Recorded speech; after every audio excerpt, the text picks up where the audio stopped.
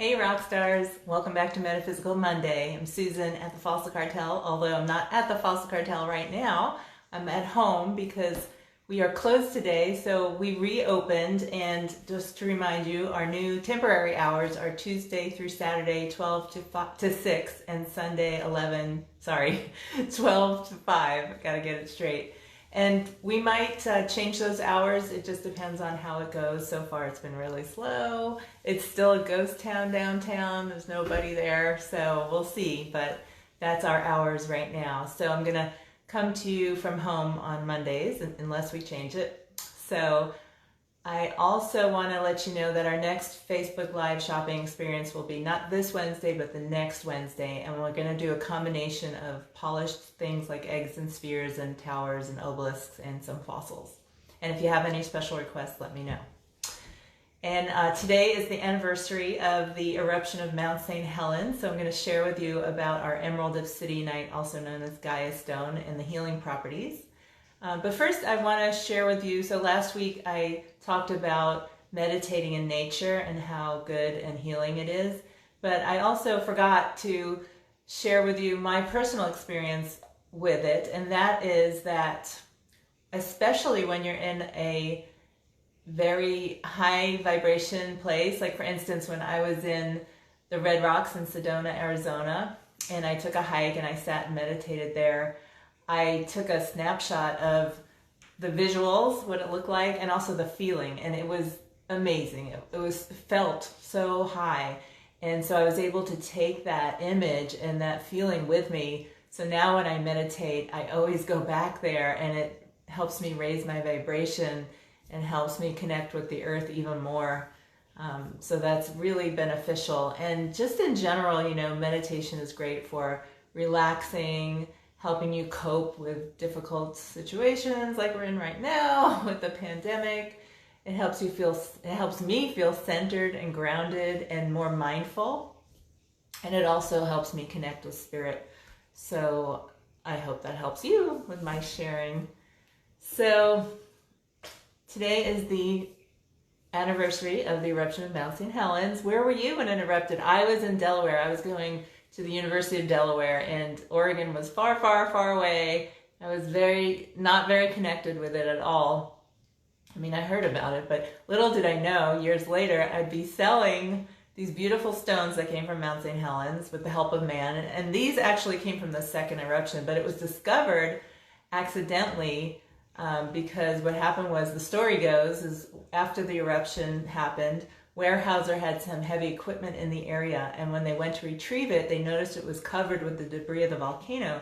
So they brought in acetylene torches to melt it off of the equipment. And somebody noticed it dripping a pretty green color. And that's how they figured out how to make this stone.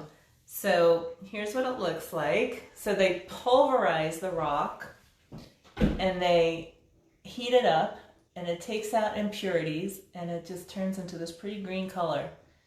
And the neat thing about it is that it rivals an emerald in color, but it's much more affordable than emeralds of this quality.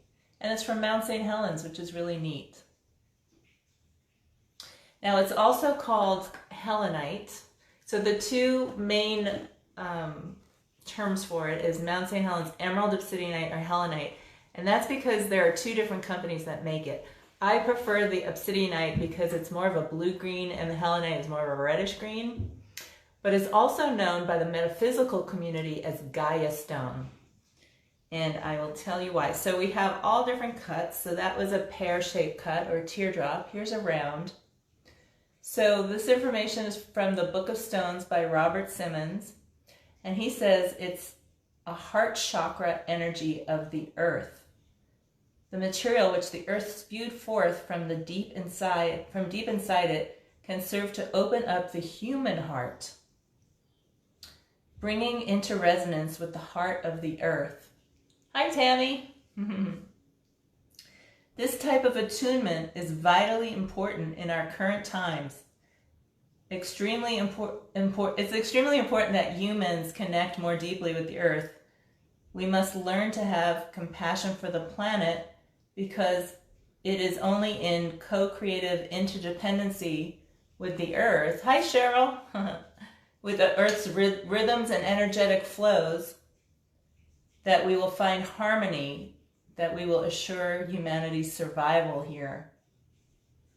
So it opens up your heart and it connects you with the heart energy of the Earth.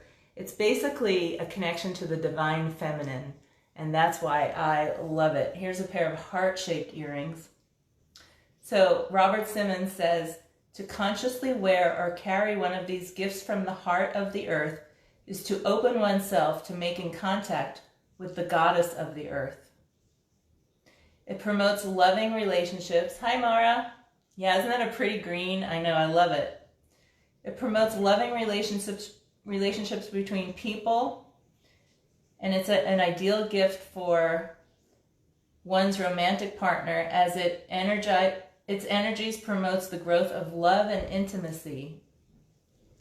Oh, good, Veronica, you got your little order. Excellent, good to hear.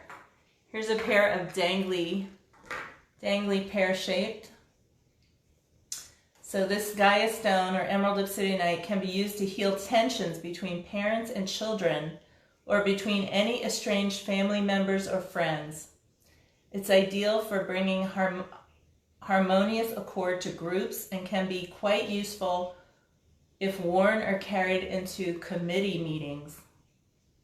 It induces compassion and diffuses anger. It dissolves the psychic barriers between us and them, making tolerance more possible. So it's basically a heart chakra stone, and it connects you to the divine feminine and the heart of the Earth. Isn't that sweet? So these dangles we have in the pear shape, and we have in ovals and emerald cut. And then in general, besides that, we also have trillion cut and heart shaped. Here's the round studs, and we have these in 5 different sizes, and they start at $43.50. I have to get myself a set now after learning more about the healing properties, because I'm all about the divine feminine. And then here's an emerald cut ring that I'm very partial to now. Isn't that gorgeous? Oh my gosh, look at how it just stands out, huh?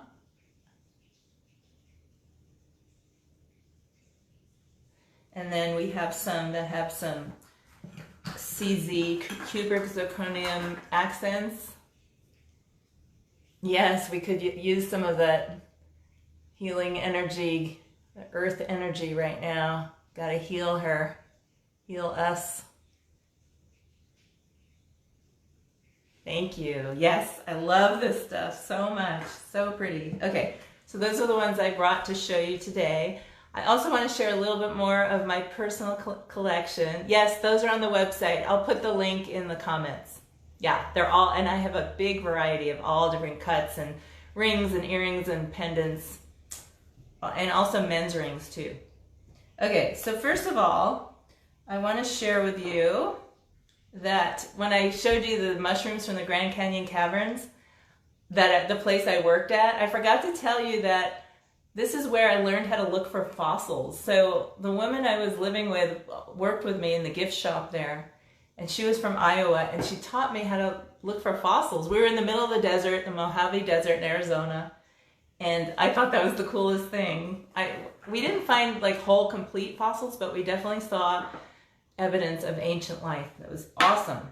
And then I also want to make a correction about this hematite. I was calling it specular hematite. This is natural. It's from Brazil. It hasn't been around in 28 years. This is actually called rainbow hematite, not specular hematite like I was saying before. Specular hematite is that stuff that comes from Michigan that we have in the store.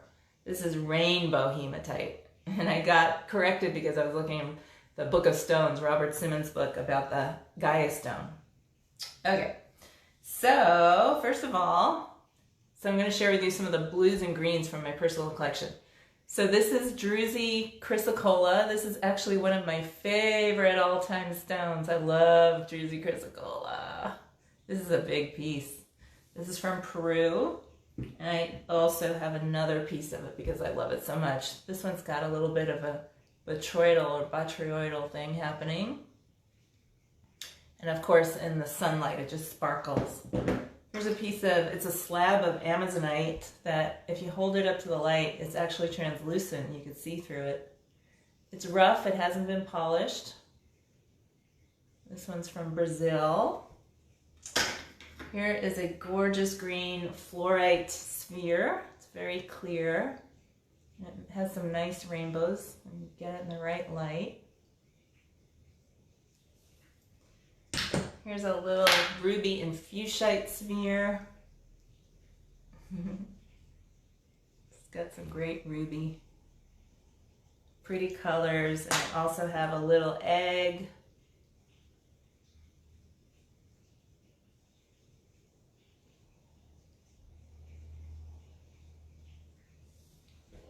This is just a little piece of green calcite, but it's so clear and yummy.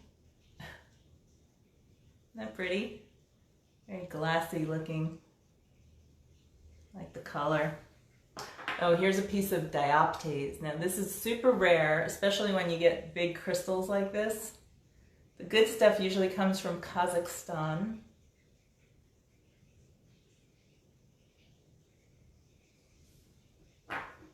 Here's a piece of, I believe it's rosacite. I got it from an old collection, and I just love the colors, and I think it's rosacite, which is weird because you'd think rosacite would be pink or red, but it's not. It's from Mexico.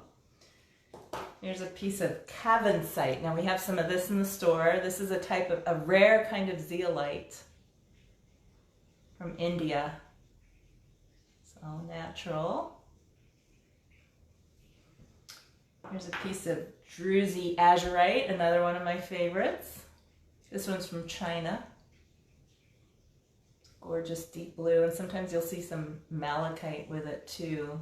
There's a little bit right there. Here is a malachite frame, a picture of my son when he was little. Isn't that cute? Oh, got a picture of my daughter on the back. I guess I'm supposed to switch it out every once in a while, and I didn't think about it. And there's a really clear quartz sphere. That is optically clear. Look, you can see me. That's so cool.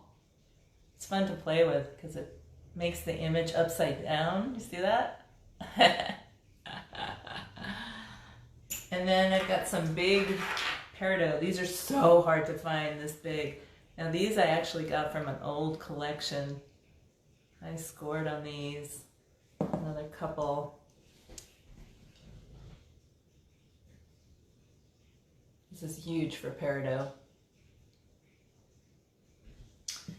And a piece of druzy malachite.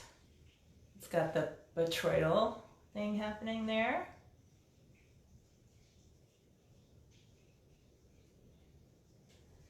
There's a beautiful slab of malachite.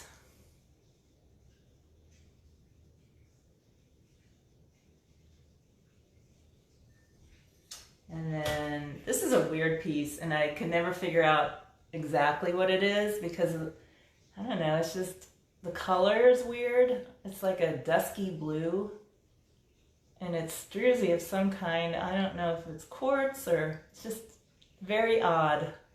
I got it a long time ago. I don't even remember where I got it. And then finally, I've got this really beautiful sphere of chrysocolla. Looks like the earth. They're pretty. Mama Gaia, right there. Okay, well, I hope you enjoyed that. And I highly recommend investing in a piece of Emerald Obsidianite or Gaia Stone because of the energy is so lovely. And you know, we need some divine feminine energy, more of it on the planet. We need to respect and honor and love the divine feminine energy because she's been repressed and oppressed for too long now, and that is what is going to bring complete healing to the planet, in my view anyway. Okay, I hope you enjoyed that, and thanks for watching, and I'll see you on Wednesday for Wednesday updates. Cheers. Have a great rest of your day.